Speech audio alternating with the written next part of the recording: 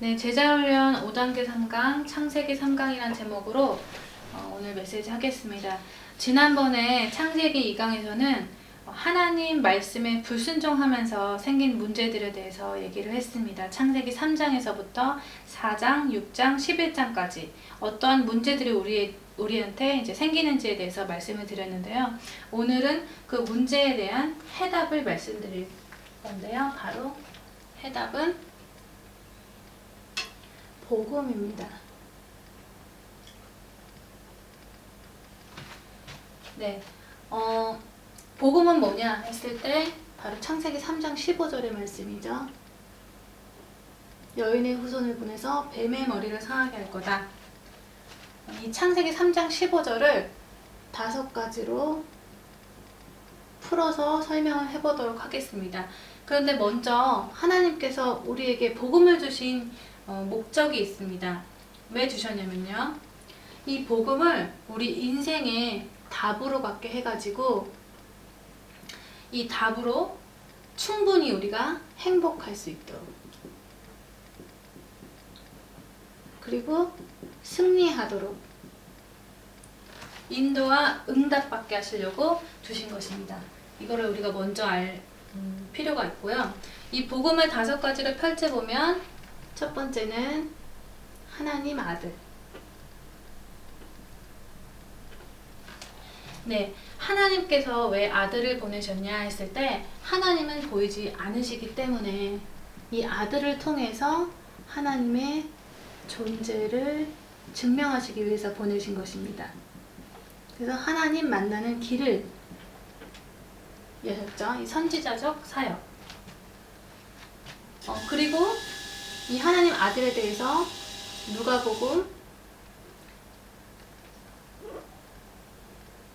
누가복음 2장 11절에서 12절에 보시면은 여기 이제 천사가 얘기하죠.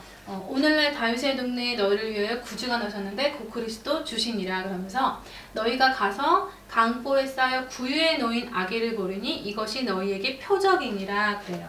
그래서 표적이니라, 표적이란 말은 표시, 증거 이런 뜻인데, 요 말 구유에 놓인 아기가 바로 하나님이란 표적이다, 표시다, 증거다, 이 말씀이신 거예요.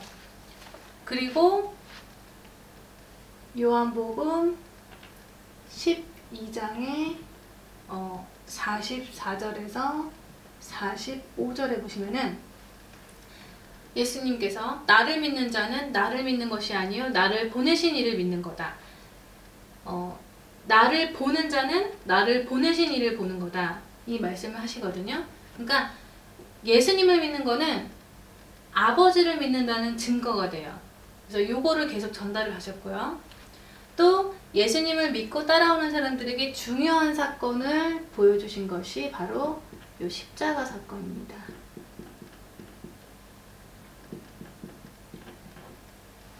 인간의 죄 문제를 해결하심으로써 이 제사장으로서의 직무를 다 하신 것을 요 십자가 사건을 통해서 증거로 보여주시면서 거기에다가 또 직접 요한복음 19장 30절에 내가 다 이루었다 라고 말씀하셨습니다.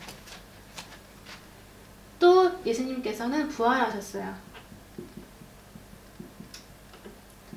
사망 권세 완전히 깨트리셨죠. 왕사역. 그래서 이 부활이란 것은 지금도 살아계신다는 증거, 사망 권세 완전히 깨트리셨다는 증거가 되죠.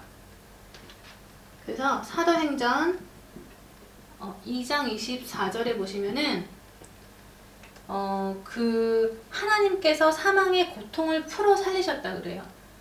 이는 그가 사망에서 매여 있을 수 없었습니다. 그랬어요. 그래서 오직 이 사망의 권세를 깨트리실 수 있는 분은 바로 예수님밖에 없다라는 말씀이시죠. 그리고 또 뿐만 아니라 이 예수 이름이요. 하나님께서 이 땅에 구원받은 신자들, 이 선지자, 제사장, 왕의 비밀, 즉 영적 사실을 아는 자들에게 예수 이름으로 성령을 보내주시죠. 그래서 요한복음 14장 26절에 내 이름으로 보내실 성령 그랬어요. 그래서 이 성령을 통해서 우리의 삶을 보장해 주시는데요. 어떤 삶을 보장해 주시냐? 바로 사도행전 1장 8절. 성령이 임하면 권능받고 땅 끝까지 내 증인이 되리라. 오직 한 방향으로 이제 모든 기독교인들을 인도하십니다. 네, 그래서 이 복음 가진 사람은 이제 어떻게 해야 되냐 했을 때, 이 사도행전, 지금 사도행전 1장 7절에 보시면요. 유대인들이 예수님한테 물어봐요. 이스라엘 나라 회복이 이때이니까, 그러니까 예수님께서 그거는 너희 알 바 아니다 하시면서 1장 8절에 너희는 오직 성령이 임하면 권능받고 땅 끝까지 내 증인이 되리라 이렇게 말씀하셨습니다. 그래서 복음을 가진 사람은 너희 알 바 아닌 일에 신경 쓰지 말고 너희 알 바 내 증인 되는 일에 집중해라. 지금 이 말씀을 하신 거죠. 그래서 복음에 집중하는 사람들의 특징이 뭐냐면요. 사도행전 1장 14절 보시면은 여기 이제 나와요. 여자들과 예수의 모친 마리아, 예수의 아우들, 이제 모인 사람들이 한 120명 정도 이제 되는데 마음을 같이하여 전혀 기도에 힘쓰니라 그러거든요. 그래서 이 말의 의미는 지금 여기 모인 사람들, 이 사람들은 복음의 증인이 되는 것에 있어서 다른 것은 아무것도 이유가 되지 않았다. 아무것도 이유가 되지 않았다라는 의미입니다. 실제 왜냐면요, 이 사람들은 예수님이 실제로 십자가에 죽으신 거 받고 부활하신 거 받고 하늘로 올라가신 거 받고 지금 다 본 사람들이거든요. 그렇기 때문에 복음의 증인이 되는 거에 있어서 이때 당시 막 핍박도 있었고 환난, 뭐 진짜 그 죽음까지도 그런 것들이 있었지만 그것들이 증인되는 삶에 있어서는 이유가 되지 않았다는 거예요. 그래서 이 사람들이 어떤 응답을 받았냐? 바로 이 사도행전 2장에 보시면 5가지 응답을 받은 것을 볼 수가 있습니다. 또 뿐만 아니라요. 세 번째 사도행전 11장 19절 이하에 보시면은 안디옥 교회 응답을 받은 사람들이 이제 나오는데요. 이 응답받은 사람들이 어떤 사람들이었냐 보시면 이때 뭐가 있었냐면 복음 때문에 스데반이 죽임을 당하는 사건이 이제 있었잖아요. 근데 그 환란이 있었지만 그걸 통해서도 발걸음이 전도자의 삶으로 갔어요. 그래서 진짜 이 사람들은요, 어떠한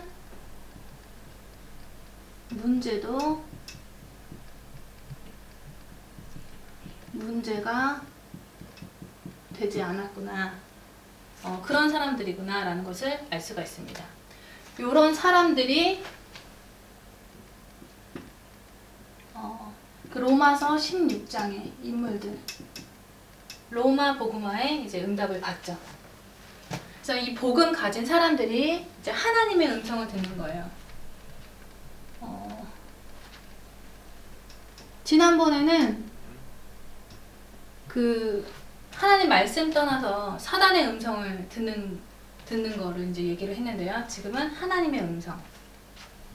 바로 요 창세기 3장 15절.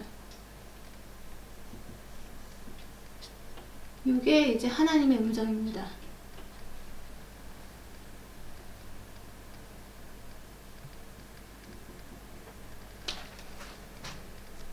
그래서 창세기 3장 15절의 말씀을 잡는 것이 하나님 말씀을 잡는 거예요. 그래서 사단은 선악과 먹어라. 니네가 선악과 먹어도 결코 죽지 않는다 그랬어요.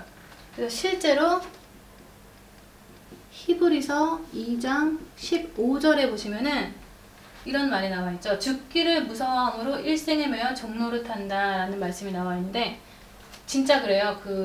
하나님에 대해서 모르는 사람들은 사주팔자 운명에 묶여가지고요. 먹고 사는 일에 목숨을 이제 걸죠. 잘 먹고 잘 살라고 사기도 치고 거짓말도 하고 그럼 안 좋은 일까지 이제 일삼죠. 근데 그런 사람들을 우리는 이 하나님의 음성으로 살리는 자가 되는 거예요.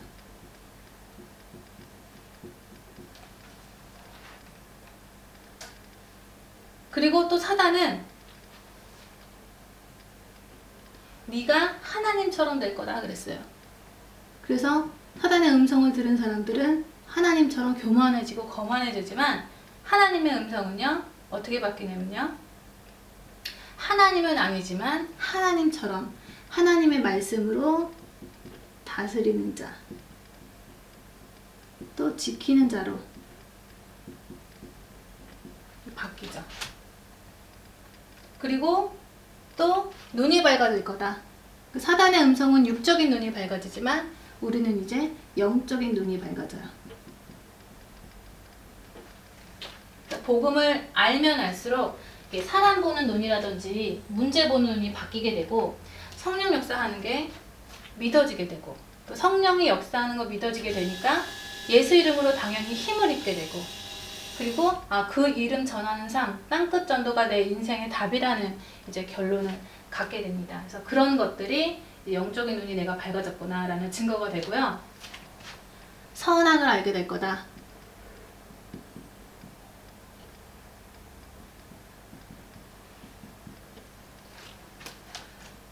그 사단의 음성은 자범죄 가지고 선과 악을 판단하지만 진짜 선과 악은 뭐냐면요, 바로 복음과 전도입니다.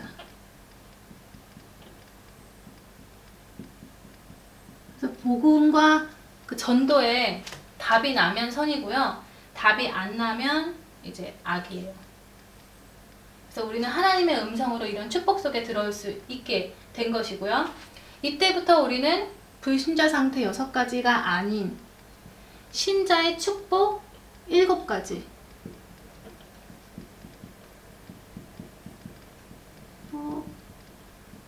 7가지. 그래서 성령 내주된 자, 인도받는 자, 응답받는 자, 예수 이름의 권세 사용하는 자, 천사동안의 축복, 하늘의 시민권, 하나님의 일을 대임하는 자, 이런 7가지 축복 속에서 살게 되는 거죠.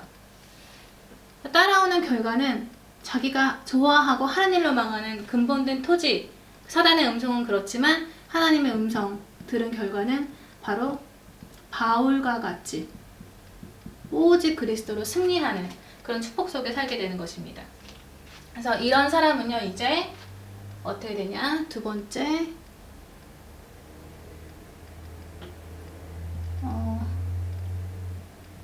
창세기 4장에 하나님이 받는 예배 성공 하게 되는 거죠. 하나님이 받으시는 예배 속에서.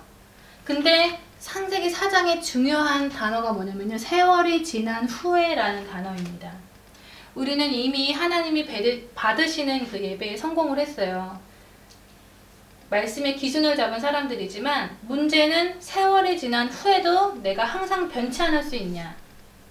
우리는 육을 가지고 있기 때문에 세월이 지난 후에 가인처럼 또 양의 피가 곡식으로 이제 바뀔 수도 있잖아요. 그래서 변함없이 어떻게 예배에 성공하냐라는 것이 바로 우리는 세세 응답을 받아야 됩니다.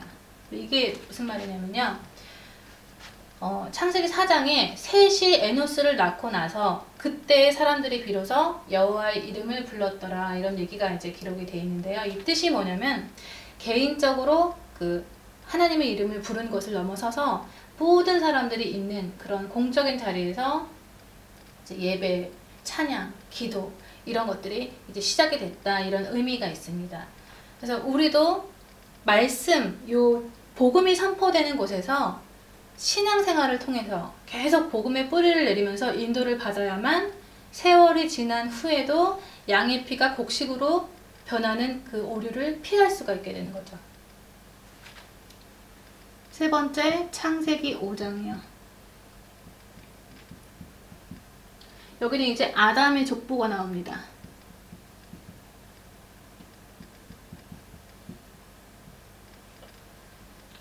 이제 10명의 그 이름이 쫙 나오는데 에녹만 얘기하겠습니다. 모든 사람들은 낳고 죽고 이제 그런 얘기가 나오는데 에녹은 하나님과 동행하더니 하나님이 그를 데려가심으로 세상에 있지 아니하였더라 이제 그러거든요.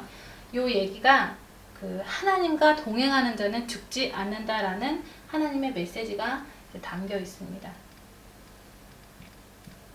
그리고 네 번째 창세기 6장이요. 홍수로 이제 예언을 하셨죠. 그래서 세상을 홍수로 심판하실 거다라고 이제 예언을 하시는데 이때 문제된 것이 뭐냐면요. 바로 이 결혼 문제예요.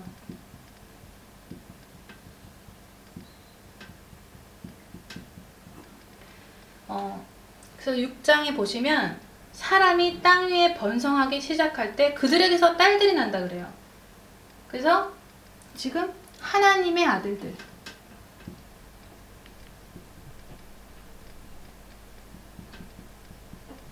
하나님의 아들들이 지금 사람의 딸들의 아름다움을 보고 자기가 좋아하는 모든 자로 아내를 삼았다 하는데 지금 이 문제가 사실은 이 문제를 타고 올라가면 창세기 3장이랑 이제 만나죠. 하나님 말씀 떠난 죄 때문에 영적인 존재가 영이 죽고 육의 눈이 밝아지면서 지금 사단한테 잡히면서 지금 하나님 말씀하고 상관없이 자기 좋은 대로 택하는 그런 이제 이 결혼 문제까지 오게 된 것입니다.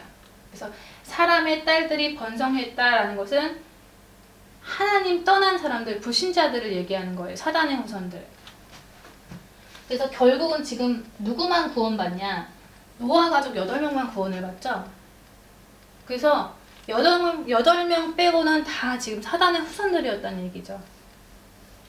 하나님 떠난 상태에서 네피림이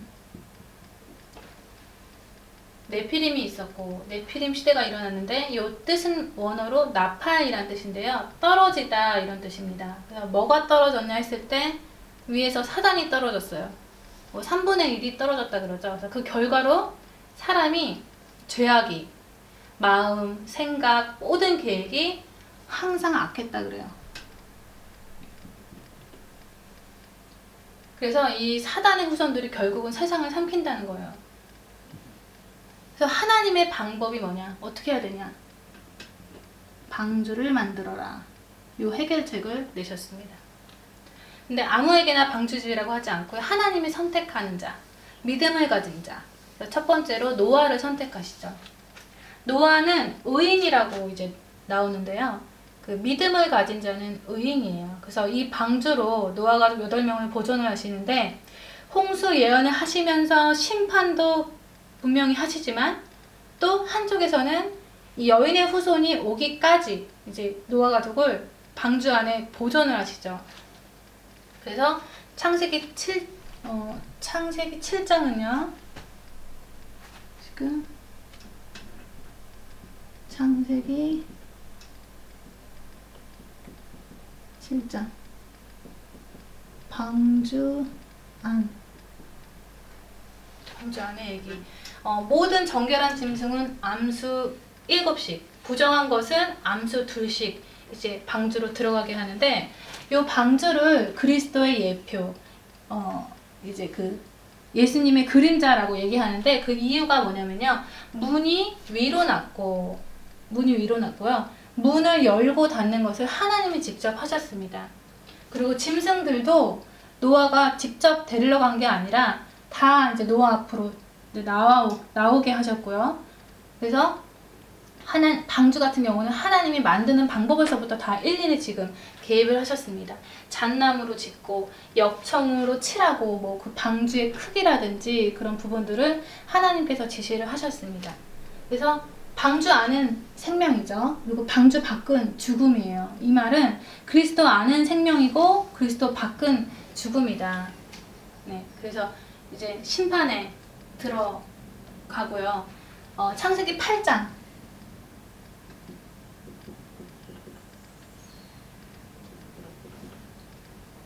방주 밖 받게. 네, 8장 1절에 보시면 바람으로 땅 위에 불게 하심에 이제 이 말씀이 있는데 이 의미는 바람은 성령의 역사예요. 그래서 성령의 역사로 회복하신다. 하나님이 자비를 베푸신다. 이런 그 의미가 들어가 있고요. 그러면서 이제 비둘기를 통해서 성령 인도를 받게 해요. 처음에는 이제 까마귀를 내보내지만 나중에 비둘기를 이제 내보내는데 비둘기가 물이 있으니까 다시 방주로 들어오죠. 그래서 일주일 기다렸다가 다시 내보냈는데 저녁에 비둘기가 입에다가 감람 잎사귀를 물고 와요. 그래서 노아가 그걸 보고서 아, 땅에 물이 감했구나 이렇게 이제 알죠. 그러다가 또 일주일 뒤에 비둘기를 내보내는데 이제 비둘기가 다시 방주로 돌아오지 않죠. 그래서 비둘기를 통해서 성령인도 받았다. 이런 의미가 담겨 있고요. 이제 노아가 밖으로 나와서는 제일 먼저 번제를 드려요. 하나님의 합한 행위, 하나님한테 합한 행위를 했어요. 근데 창세기 9장에 보시면 언약 실패를 합니다.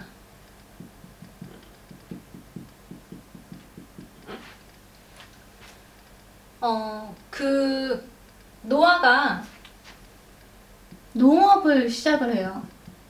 어떤 농업이냐면 나무를 심었다 그러는데 노아는 지금 방주에서 나와서 지금 번제를 드렸어요. 제일 먼저. 그러면은 이 땅의 모든 사람들은 하나님한테 번제 안 드리면 안 되잖아요. 그거를 이제 노아는 처음에 알고 있었어요. 양의 피 없이 하나님을 못 만나요. 그래서 노아는 사실 포도나무를 심을 게 아니라 양을 쳤었어야 되죠. 그 언약을 잡고 있었다면. 근데 농업을 했다는 것은 그 언약을 놓친 거예요. 그래서 자기가 하는 일로, 이 포도나무 심는 일로 이제 이 포도가 술이 되게 해가지고 그거 먹고 취해가지고 결국은 자녀의 저주가 이제 시작이 되는 게 나오는데요. 여기서 이제 노아는 그 포도주 먹고 장막에 이제 취해가지고 벌거벗었다 그러잖아요. 그 모습을 누가 보냐면은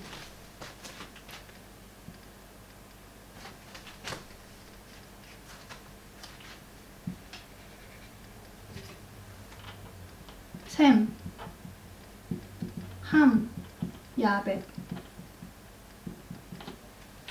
이렇게 이제 보는데요.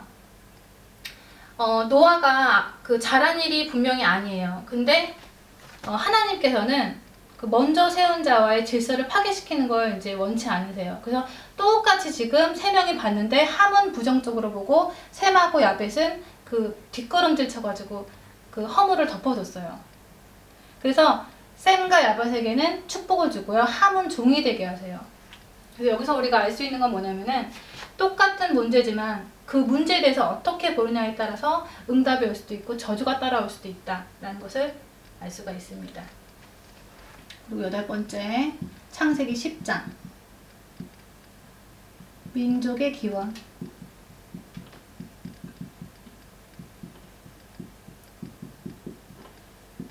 셈, 함, 야벳. 이 족속들이 어떻게 퍼져나갔는지 그거에 대해서 이제 나오고요. 9번째 창세기 11장에는 바벨탑.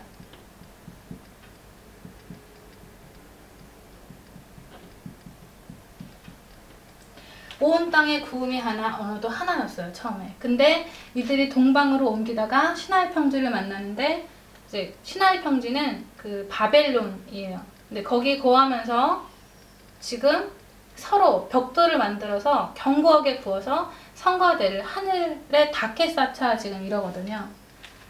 근데 그거를 누가 쌓냐 보시면 바로 노아의 후손들이 쌓는 거예요.